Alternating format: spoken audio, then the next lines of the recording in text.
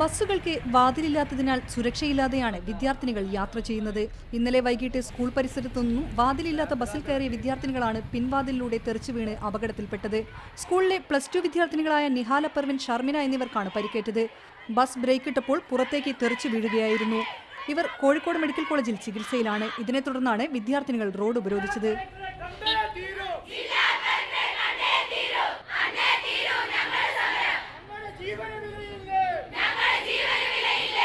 Door ഉണ്ടെങ്കിലല്ലേ നമുക്കൊരു strong ആയിട്ട് നിൽക്കാൻ കഴിയുള്ളൂ. ഇപ്പോൾ നിയാല വിട്ട പോലെ തന്നെ കൈ നമ്മൾ കമ്പിയും പിടിച്ചിട്ട് വിട്ടു പോവുകയാണെങ്കിൽ നമുക്ക് നിയാലൻ പോലുള്ള അവസ്ഥ ഉണ്ടാവും. എന്ന് വെച്ചാൽ ബാക്ക് ഡോർ ഇല്ലാത്തതിനെ കൊണ്ട് അവിടെ ലോക്കായി കിടക്കൂല.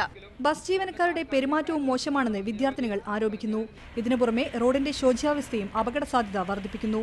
ഞങ്ങൾ കയറുമ്പോൾ ഇവർ ബെല്ലടിച്ച് ബസ് എടുക്കും. അങ്ങനെ എന്തെങ്കിലും സംഭവിച്ചിട്ടാണ് ഇവർ സമ്മതിക്കുന്നില്ല കയറാൻ. എന്നിട്ട് അങ്ങനെ എല്ലാവരും കൂടിയും ബാക്കിൽ കൂടെ കയറിയതാണ്. കയറിയപ്പോൾ ഇവർ പെട്ടെന്ന് ബസ് എടുത്ത് എന്നിട്ട് ഒരു കുട്ടി വീണ്. ആ കുട്ടി വീണതിൻ്റെ ബാക്കിൽ തന്നെ ബാലൻസ് കിട്ടാതെ മറ്റേ കുട്ടി വീണപ്പോഴാണ് ആ കുട്ടിക്ക് നല്ലോണം പരിക്ക് വെച്ചത്.